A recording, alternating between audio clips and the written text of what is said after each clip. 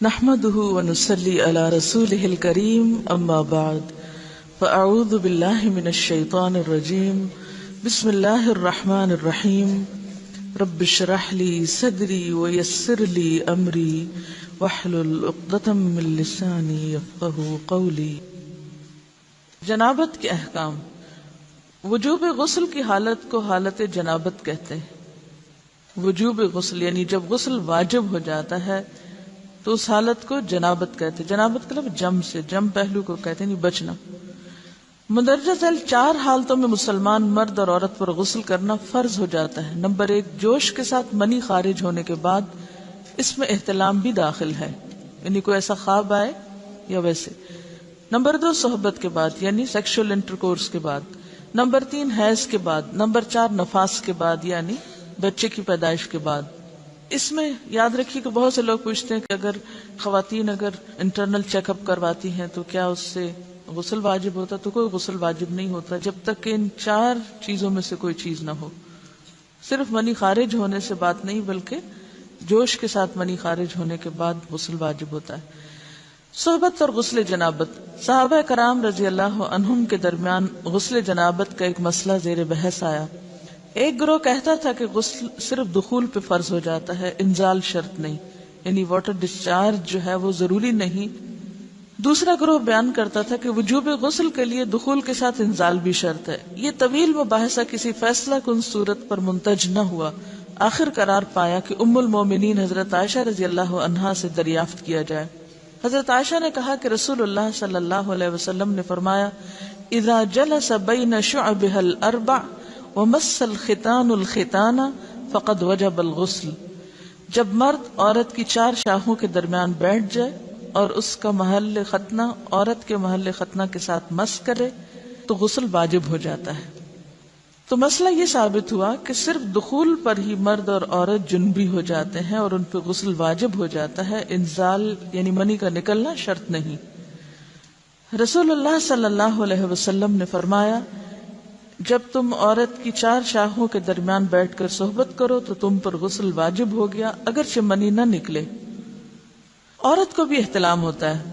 ام المومنین حضرت سلمہ رضی اللہ عنہا روایت کرتی ہیں کہ حضرت ام سلیم نے رسول اللہ صلی اللہ علیہ وسلم سے کہا، اے اللہ کے رسول، یقیناً اللہ حق سے نہیں شرماتا، یعنی حق بات اور ایک ضروری بات جو ہے اس کو واضح کرنا ضروری ہوتا ہے، اور اس معاملے میں شرم سے کام نہیں لینا چاہیے، کہیں ایسا نہ ہو کہ انسان انجانے میں غلط کام کرتا رہے۔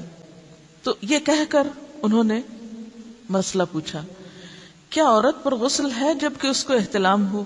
آپ نے فرمایا ہاں، لیکن جب پانی کا نشان دیکھے یعنی منی دیکھے۔ اس پر حضرت ام سلمہ نے شرم سے منہ چھپا لیا اور عرض کیا، اے اللہ کے رسول، کیا عورت کو بھی احتلام ہوتا ہے؟ آپ نے فرمایا ہاں ہوتا ہے، تیرا داہنا ہاتھ خاک آلود ہو، یعنی یہ ایک پیار کی ڈانٹ تھی۔ اور اس میں ہو سکتا ہے کہ مزاج کا فرق ہو، بعض خواتین کے ساتھ ایسا نہ ہو اور بعض کے ساتھ ایسا ہو، لیکن اس میں جو اصل چیز ہے وہ ایکسیسو واٹر ڈسچارج ہے۔ اس میں کہیں ایسا نہ ہو کہ لیکوریا وغیرہ کے ساتھ اس کو ریلیٹ کر دیا جائے۔ دونوں چیزوں میں فرق ہے۔ اور احتلام جو ہے وہ سوتے وقت ہوتا ہے، یعنی سو کر اٹھنے پر اگر انسان اپنے کپڑوں پر زیادہ ڈسچارج دیکھے، خواہ کوئی خواب یا کوئی فیلنگ یاد نہ بھی ہو، تو پھر غسل کرنا ضروری۔ معلوم ہوا کہ عورت یا مرد نیند سے اٹھ کر اگر تری یعنی نشان منی دیکھیں تو یہ احتلام کی علامت ہے، لہذا ان پر غسل کرنا فرض ہو جاتا ہے۔ اور اگر احتلام کی کیفیت انہیں یاد ہو لیکن نشان نہ پائیں، یعنی خواب یاد ہے لیکن کوئی سامنے علامت نہیں، تو غسل فرض نہیں ہوگا۔ ایسی صورت میں شک کی ضرورت نہیں ہے کہ نہیں میں نے خواب دیکھا اور مجھے خواب بالکل صحیح یاد ہے تو مجھے نہانا چاہیے، نہیں، محض خواب پر نہیں نہایا جائے گا جب تک کہ فزیکلی کوئی ایسی چیز سامنے دیکھی نہ جائے۔ جنبی کے بالوں کا مسئلہ۔ حضرت ام سلمہ روایت کرتی ہیں کہ میں نے کہا، اے اللہ کے رسول صلی اللہ علیہ وسلم، میں اپنے سر کے بال خوب مضبوط گوندتی ہوں، کیا میں انہیں غسل جنابت کے وقت کھولا کروں؟ آپ نے فرمایا، ان کا کھولنا ضروری نہیں، تیرے لیے یہی کافی ہے کہ 3 لپ پانی اپنے سر پر ڈالے، پھر اپنے سارے بدن پر پانی بہائے، پس تو پاک ہو جائے گی۔ یعنی بالوں کی جڑیں بھیگنا، سکن بھیگنا ضروری ہے، سارے بال کھولنا ضروری نہیں ہے۔ جنبی کے بالوں کا مسئلہ، حضرت عائشہ کو خبر ملی کہ حضرت عبداللہ ابن عمرو عورتوں کو غسل جنابت کے لیے بال کھولنے کا حکم دیتے ہیں۔ فرمانے لگی ابن عمرو پر تعجب ہے، انہوں نے عورتوں کو تکلیف میں ڈال دیا، وہ انہیں سر منڈوانے کا حکم کیوں نہیں دے دیتے؟ یہ حضرت عائشہ کی ڈانٹ تھی، یعنی وہ یہ تو کہہ رہے کہ عورتیں بال کھول کھول کے نہائیں، تو وہ پھر سیدھا یہی کہیں کہ عورتیں بال منڈوا لیں۔ میں اور رسول اللہ صلی اللہ علیہ وسلم ایک ہی برتن میں غسل کرتے، اور میں اپنے بال کھولے بغیر سر پر 3 چلو سے زیادہ پانی نہیں ڈالتی تھی۔ معلوم ہوا کہ غسل جنابت کے لیے بال کھولنے کی ضرورت نہیں، مگر یہ حکم صرف غسل جنابت کا ہے، غسل حیض کے لیے بالوں کا کھولنا ضروری ہے، کیونکہ وہ مہینے میں ایک دفعہ ہے۔ حضرت عائشہ سے روایت ہے کہ انہیں رسول اللہ صلی اللہ علیہ وسلم نے غسل حیض کے لیے فرمایا اپنے بال کھولو اور غسل کرو۔ اس میں آپ دیکھیے کہ دونوں چیزوں میں فرق کیوں ہے، دونوں کی نوعیت فرق ہے، اور حیض جو ہے وہ ایک نجاست کی کیفیت بھی ہے نا، قل هو اذی، تو اس کے بعد نہانا اور نہا کر خوشبو لگانا خاص طور پر اس کا سارا حکم آتا ہے، لیکن غسل جنابت میں نجاست کی وہ کیفیت نہیں ہے، یعنی حیض کا خون اور منی جو ہے ان دونوں کے حکم میں بھی فرق ہے، ٹھیک ہے نا۔ بعض علماء کے خیال میں جو منی ہے اٹ سیلف وہ ناپاک چیز نہیں ہے، اگر کسی کپڑے وغیرہ کو لگ گئی تو وہ کپڑا ناپاک نہیں، اگر اس کو خشک ہونے پر کھرچ کے صاف کر دیا جائے تو کپڑا صاف ہو جائے گا۔ لیکن خون حیض پر آپ صلی اللہ علیہ وسلم کیا فرمایا، چٹکیوں سے مل مل کے اس کو صاف کر کے دھوئے، تو ان دونوں میں بھی فرق ہے، لہٰذا ان دونوں کے بعد نہانے کے حکم میں بھی فرق ہے، ایک میں بال کھولے جائیں گے اور بال بھی دھوئے جائیں گے اور بالوں کی جڑیں بھی دھوئی جائیں گی، جبکہ دوسرے عام غسل جنابت میں بال کھولنا اور پورے بال دھونا شرط نہیں۔ بہت سی بچیاں ایسی جن کی شادی ہوتی ہے اور اس کے بعد انہیں ان مسائل کا پتہ نہیں ہوتا، یا تو پھر شرم کے بارے نہاتی نہیں، یا نہاتی ہیں تو پھر وہ پورے بال دھو دھو کے سکھانے میں اور ان چیزوں میں اتنا وقت ضائع کر دیتی ہیں کہ پھر بعضوں کا شوہر کی نافرمانی اور آپس کے تعلقات میں ٹینشن، لوگوں کا خوف۔ تو اگر دین کا صحیح مسئلہ پتا ہو تو انسان ان تمام مشقتوں سے بچ جاتا ہے اور ایک نارمل روٹین کی لائف گزار سکتا ہے۔ تو اس میں کیا، صرف 3 کپ پانی، 3 لپ پانی، یعنی 3 دفعہ کیوں کہ اگر ایک دفعہ ڈالنے سے پوری طرح نہیں بھیگا، آپ یہ بھی کر سکتے ٹیپ کے آگے سر کر کے، تو ساری اسکن جو ہے سر کی اس کو آپ گیلا کر لیں، پیچھے سے بال جو ہیں اگر لمبے ہیں تو ان کو ایک طرف کر دیں تاکہ پورے بال نہ دھونے پڑے، نہ سکھانے پڑے اور نہ خشک کرنے پڑے، اور باقی جسم پہ پانی بہا لیں۔ دوسری صورت یہ ہے کہ مگ میں پانی لے کے تو اس کو آپ تھوڑا تھوڑا کر کے پورے کو ایک دفعہ کریں، پھر اس کے بعد دوبارہ کریں، اور تیسری دفعہ رول کر کے بالوں کو پیچھے سے شاور کیپ ڈال لیں اور باقی جسم پھر دھو لیں۔ شاور کیپ سے کیا ہوتا ہے عام طور پر کہ پیچھے کے جو سارے لمبے بال ہیں پھر وہ نیچے گر کے گیلے نہیں ہوتے، وہ آپ کے سر پہ ہی ٹک جاتے ہیں۔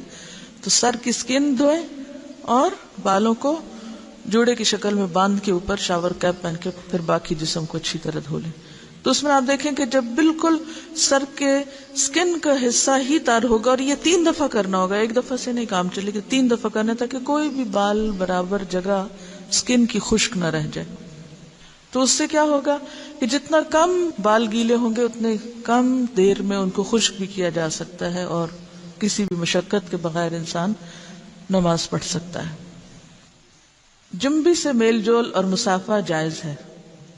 حضرت ابو ہریرہ روایت کرتے ہیں کہ ایک دن بحالت جنابت میں نے رسول اللہ صلی اللہ علیہ وسلم سے ملاقات کی، آپ نے میرا ہاتھ پکڑا اور میں آپ کے ساتھ ہو لیا، آپ ایک جگہ بیٹھ گئے اور میں چپکے سے نکل گیا، گھر جا کر غسل کیا، پھر واپس آیا، آپ ابھی بیٹھے ہوئے تھے، آپ نے پوچھا اے ابو ہریرہ تو کہاں گیا تھا؟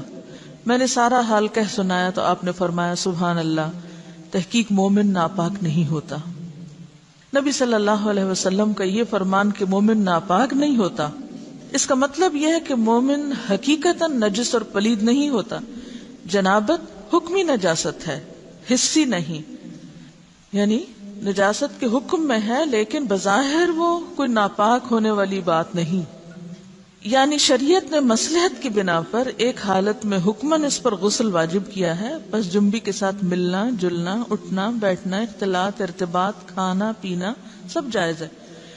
یہاں یہ بات یاد رہے کہ بعض اوقات ایسا بھی ہوتا ہے کہ انسان حالت جنابت میں ہوتا ہے، تو ہمارے ہاں تو اس میں اتنے زیادہ بچیوں کو ڈرایا جاتا ہے کہ ایک قدم بھی اٹھایا تو معلوم نہیں کیا قیامت آ جائے گی اور تم کمرے سے نکل ہی نہیں سکتے جب تک کہ پاک نہ ہو۔ تو بعض اوقات حالات کا تقاضا ایسا ہوتا ہے کہ جس میں انسان کو کچھ ضروری کام نپٹانے پڑتے ہیں، بعض اوقات جیسے بچوں کو اسکول چھوڑنا ہے یا ان کو ناشتہ بنا کے دینا ہے یا کچھ، تو پھر دو ایکسٹریم پہ لوگ چلے جاتے ہیں، یا تو پرواہ نہیں کرتے پاک ناپاک ہونے کی، یا یہ ہے کہ وہ اس چیز کو اتنا ایشو بنا لیتے ہیں کہ باقی سارے کام ان کے متاثر ہو کے رہ جاتے ہیں۔ تو اس چیز کو اپنی حدود میں رکھ کے لائٹلی لینا چاہیے، جو فریضہ ادا کرنا وہ کر لے اور باقی چیزیں جو ہیں ان کو ایشو نہ بنایا جائے۔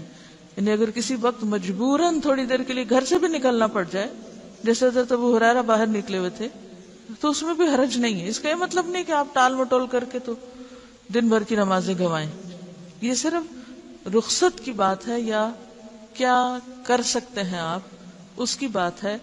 اس کا یہ مطلب نہیں کہ یہ ایک عادت یا ایک روٹین بنا لی جائے ناپاک رہنے کی۔ بعض لوگ کچھ کھاتے نہیں پیتے نہیں کہ ہم ناپاک ہیں، کھانا پینا بات چیت لین دین، یعنی اگر کسی کا ہاتھ دوسرے پاک بندے سے چھو گیا تو وہ کوئی ناپاک نہیں ہو جائے گا، یا کسی کپڑے کو ہاتھ لگ گیا یا کسی چیز کو یا کسی کھانے کو، تو وہ کھانا ناپاک نہیں ہوگا، کیونکہ یہ حسی نجاست نہیں ہے، آپ کے ہاتھ میں کوئی گندگی نہیں ہے۔ اگر اس حالت میں کبھی آٹا گوندنا پڑ جائے یا کوئی پیڑا یا روٹی بنانی پڑ جائے، اور دیکھیے کہ بعض اوقات بچے چھوٹے ہیں رو رہے ہیں، ان کو کھانا چاہیے، اور آپ کہیں روتے رہیں جو روتے ہیں، میں تو ناپاک ہوں اس لیے میں تو کوئی کام نہیں کر رہی، تو یہ ایک دوسری ایکسٹریم ہوگی، ایسا کرنا درست نہیں۔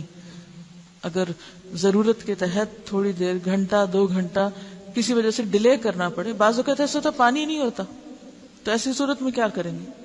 ایسی صورت میں آپ ویٹ کریں گے، بعض سپلائی کا پانی 1 گھنٹے تک آ رہا ہے، تب آپ کوئی کام کاج نہ کریں، اندر مرغی بن کے بیٹھ جائیں کہ میں ناپاک ہوں میں ناپاک ہوں، نہیں، سب کام کریں اپنے، اور جب پانی آ جائے تو نہا لیں۔ ایسے کرنے میں کوئی گناہ نہیں، کوئی جرم نہیں، کوئی غلطی نہیں۔ رسول اللہ صلی اللہ علیہ وسلم نے ایک انصاری کو بلایا، جب وہ آیا تو اس کے سر کے بالوں سے پانی ٹپک رہا تھا۔ آپ نے پوچھا شاید تم جلدی میں نہائے ہو؟ اس نے کہا ہاں اے اللہ کے رسول۔ آپ نے فرمایا حالت جنابت میں اگر کسی سے فوری ملنا ہو اور نہانے میں دیر لگے تو وضو کرنا ہی کافی۔ حضرت عمر نے آپ سے پوچھا میں رات کو جنبی ہوتا ہوں تو کیا کروں؟ آپ نے فرمایا کہ تم اپنے ذکر کو دھو ڈالو اور وضو کرو اور سو جاؤ۔ رسول اللہ صلی اللہ علیہ وسلم جب حالت جنابت میں کھانا یا سونا چاہتے تو نماز کے وضو کی طرح وضو کر لیتے۔ نبی صلی اللہ علیہ وسلم نے فرمایا جو کوئی اپنی بیوی سے صحبت کرے اور پھر دوبارہ کرنا چاہے تو اسے چاہیے کہ دونوں کے درمیان وضو کرے۔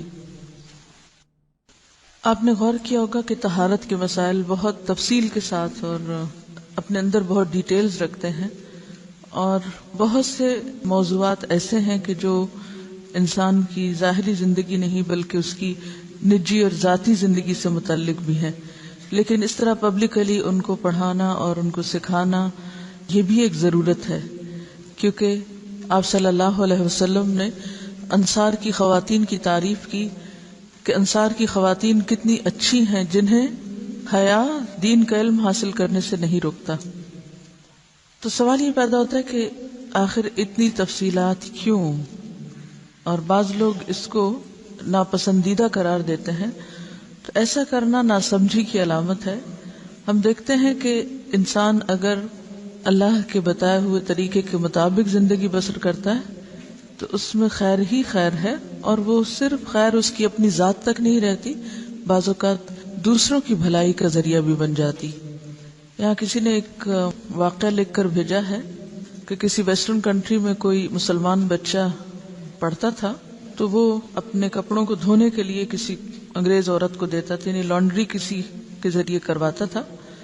تو ایک دن اس عورت نے طالب علم سے کہا کیا آپ میرے کام سے مطمئن نہیں؟ آپ کے خیال میں کیا میں کپڑے اچھی طرح نہیں دھوتی؟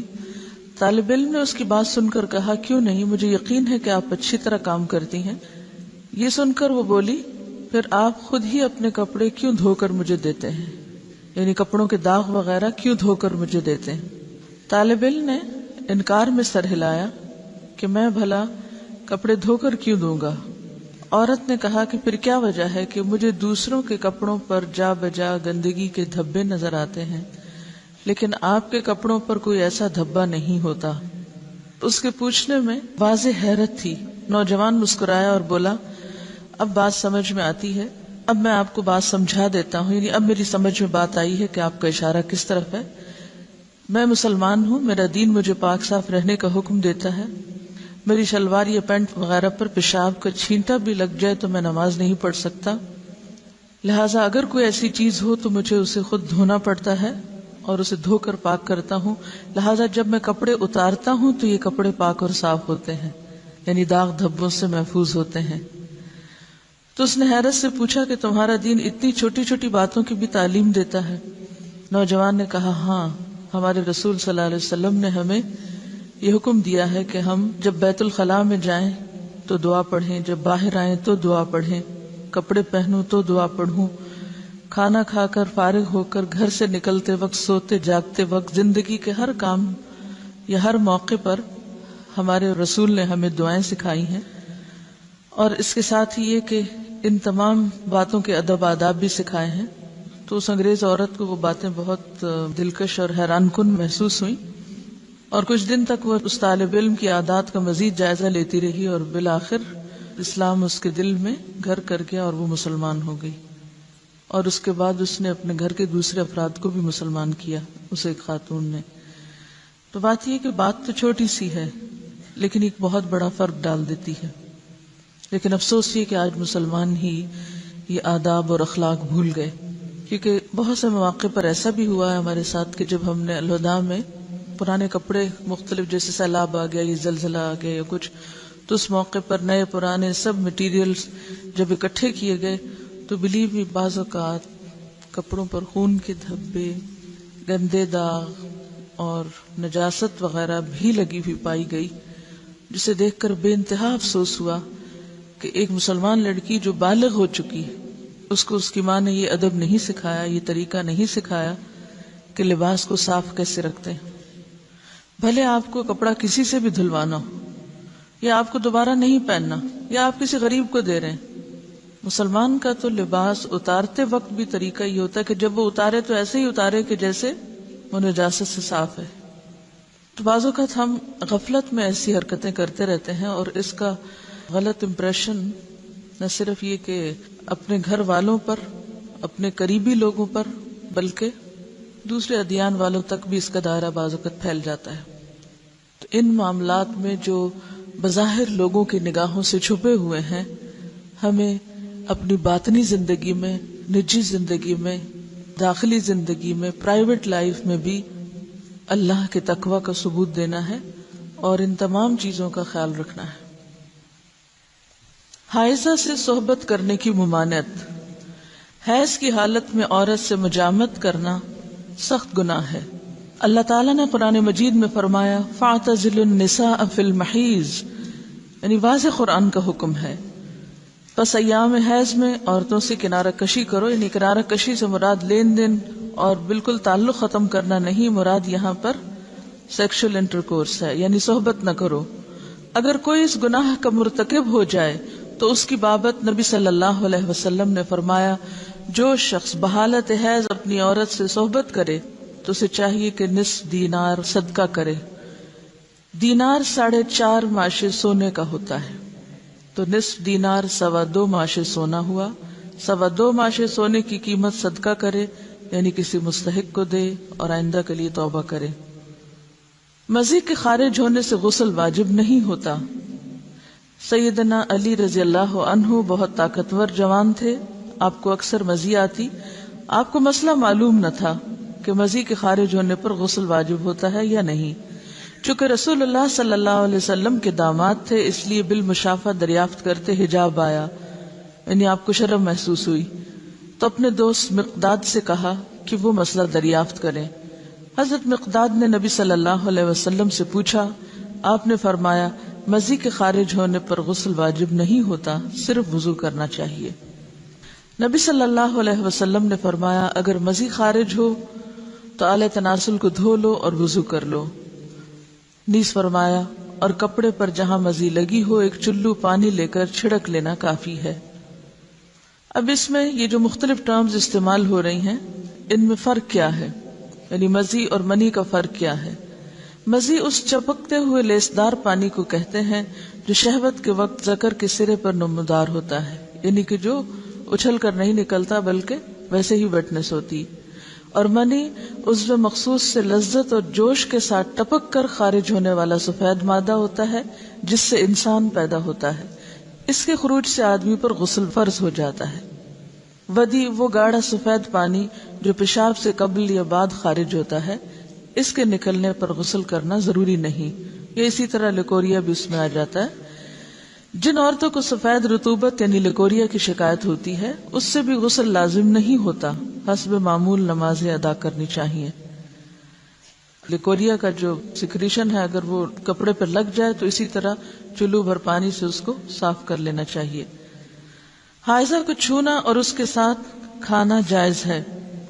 حضرت انس رضی اللہ عنہ روایت کرتے ہیں کہ جب عورت حیض سے ہوتی تو یہودی اس کے ساتھ کھاتے پیتے نہیں تھے، تو رسول اللہ صلی اللہ علیہ وسلم نے فرمایا حائضہ سے ہر کام کرو سوائے جماع کے، یعنی حائضہ سے کھانا پینا، اٹھنا بیٹھنا، ملنا جلنا، اسے چھونا، بوس و کنار وغیرہ سب جائز ہے سوائے مجامت کے.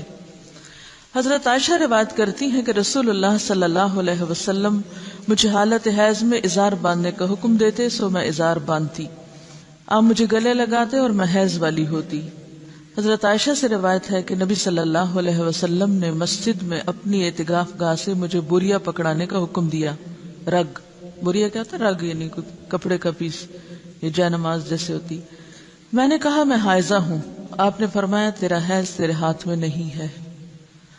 اور اس حدیث سے لا علمی کی بنا پر آج تک لوگ تسبیح کو ہاتھ نہیں لگانا، جے نماز کو ہاتھ نہیں لگانا، جے نماز پہ بیٹھنا نہیں، اور اگر حالت حیض میں کوئی کپڑے پہنے تو دوبارہ نہیں پہن کے نماز ان میں پڑھنی، یا یہ کہ بستر کی چادریں وغیرہ دھونا ہے، یا اور بہت سے تردد کیے جاتے ہیں.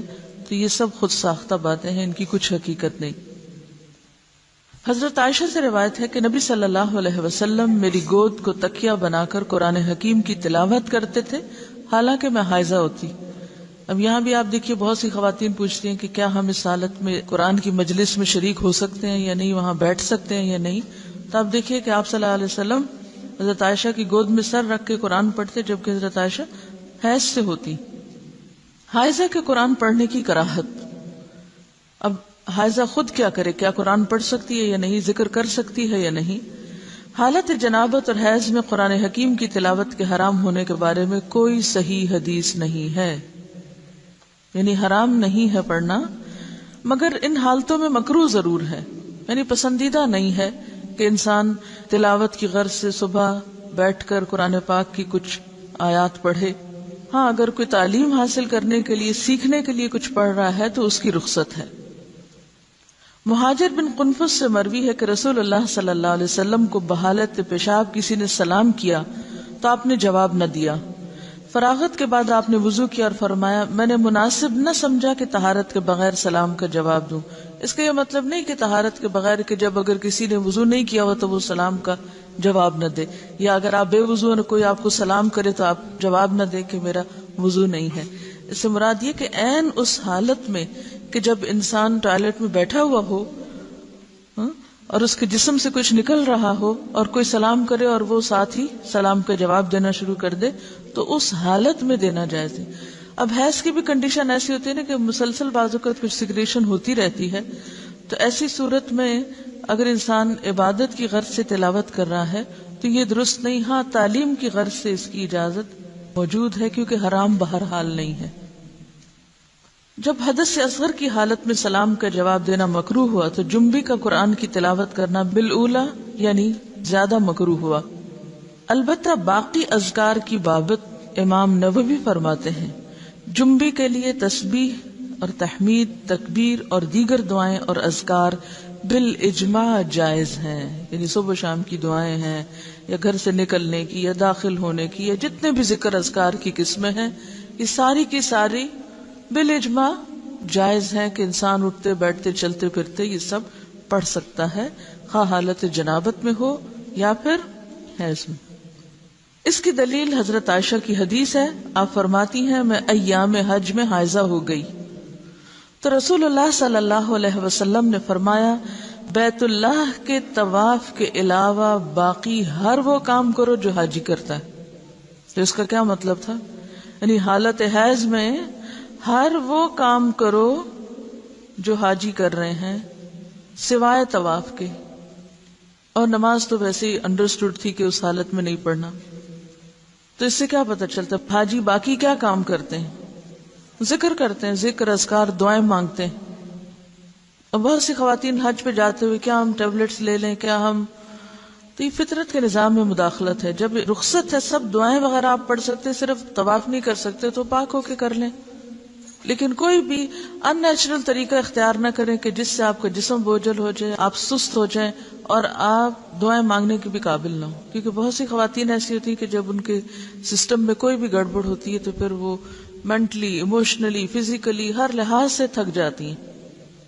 تو بجائے اس کے کہ آپ سارا حج کا عرصہ ایک کربناک کیفیت میں گزاریں جس میں آپ کی کسی عبادت میں کوئی خشوع نہ ہو، تو بہتر ہے کہ جو چیز اللہ نے لکھ دی ہے وہ اپنے وقت پر ہو، اس دوران صرف طواف سے اجتناب کیا جائے اور باقی سب کام، ذکر اذکار، جو بھی رمی کرنا ہے، وقوف عرفات ہے، سب کچھ اپنے طریقے کے مطابق کیا چلا جاتا رہے۔ پہلے سعی کا علاقہ جو تھا، سعی کی اجازت تھی، لیکن اب سعی بھی مسجد میں آ گئی، مسعی بھی مسجد میں آ گئی، تو جہاں سے مسجد شروع ہوئی وہاں سے داخلہ بند ہو گیا، الا عابری سبیل، کہ کوئی آپ کو گزرنے کی ضرورت پیش آئی، اندر کوئی بیٹھا ہوا اس کو بلانا ہے تو وہ گزر کے دے کے واپس آ جائے، بیٹھے نہیں، گزرنے کی اجازت ہوتی ہے مسجد۔ حضرت ام عطیہ رضی اللہ عنہا فرماتی ہیں کہ رسول اللہ صلی اللہ علیہ وسلم نے حیض والی عورتوں کو بھی عید کے روز عیدگاہ جانے کا حکم دیا تاکہ وہ لوگوں کی تکبیروں کے ساتھ تکبیریں کہیں۔ تو تکبیر میں بھی کیا ہے؟ اللہ کا ذکر ہے، اور ان کی دعا کے ساتھ دعا کریں لیکن نماز نہ پڑھیں۔ تو جو چیز بصراحت ممنوع ہے وہ کیا ہے؟ نماز اور طواف، باقی کچھ بھی ممنوع نہیں، یعنی عبادات میں سے۔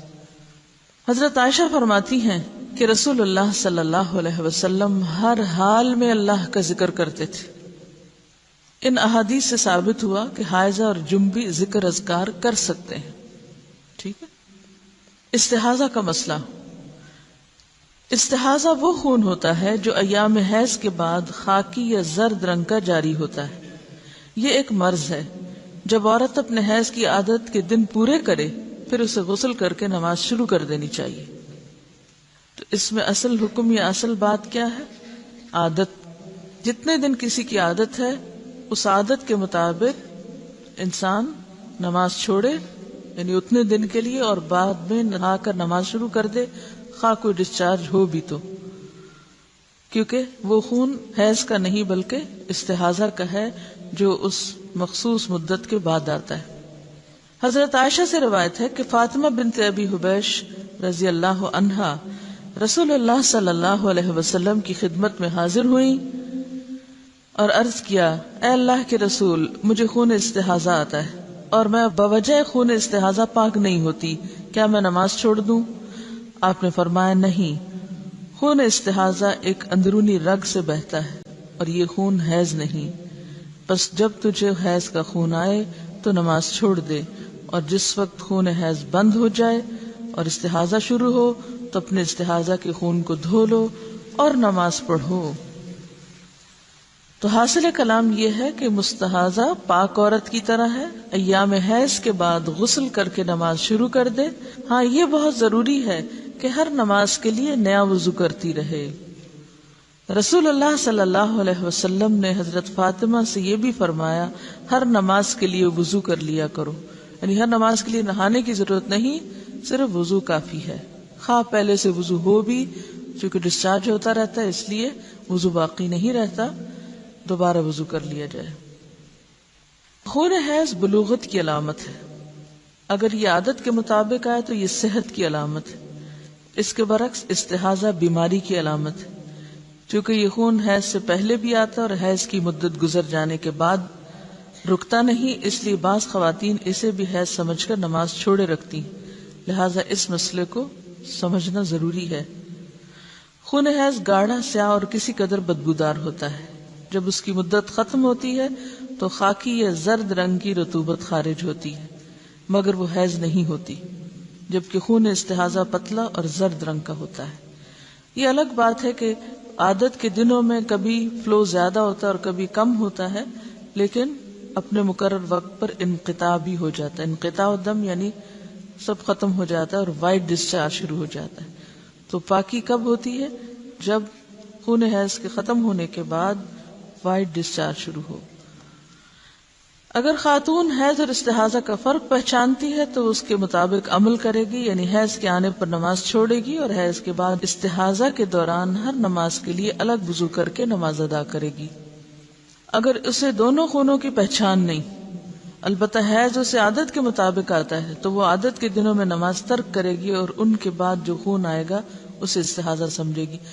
اب اس میں مشکل یہ ہے نا کہ ہر عورت کی عادت فرق ہے، اس لیے اس میں کوئی مفتی کچھ نہیں بتا سکتا، خود ہی اس کا تعین کرنا پڑے گا کہ کن دنوں میں عادت بدل جاتی، کیونکہ عورت کی صرف یہ نہیں کہ اس کو خون کے رنگ سے آپ پہچانیں گے، اس میں دیکھا یہ جائے گا کہ آپ کی اپنی جسمانی کیفیت کب بدلتی ہے، کیونکہ استحاضہ کے خون میں جسمانی کیفیت اتنی متاثر نہیں ہوتی، جبکہ حیض کے دنوں میں اس سے پہلے یا اس کے بعد مزاج پر بھی فرق پڑتا ہے۔ تو مزاج کی تبدیلی سے اور خون کے رنگ کی تبدیلی سے یا اس کیفیت سے یا اس کے زیادہ یا کم ہونے سے بھی حیض اور استحاضہ کو آپس میں الگ الگ سمجھا جا سکتا ہے۔ اگر اسے دونوں خونوں کی پہچان نہیں اور حیض بھی عادت کے مطابق نہیں آتا، اب ایک اور مسئلہ تیسرا، نہ حیض کی پہچان ہے اور نہ ہی عادت کا پتہ چلتا ہے، یعنی دن کے مقرر ہونے کی سمجھ ہی نہیں آتی، تو وہ اپنی قریبی رشتہ دار خاتون جو مزاج اور عمر میں اس جیسی ہو، مثلا بہن وغیرہ، اس کی عادت کے مطابق عمل کرے گی حتیٰ کہ اسے پہچان ہو جائے اور اس کی اپنی عادت بن جائے، پھر قیاس کرنا پڑے گا۔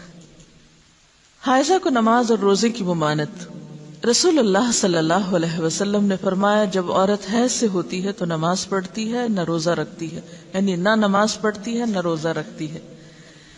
ایک عورت معاذہ نے حضرت عائشہ سے دریافت کیا، کیا وجہ ہے کہ حائضہ عورت روزے کی قضا تو دیتی ہے نماز کی نہیں دیتی؟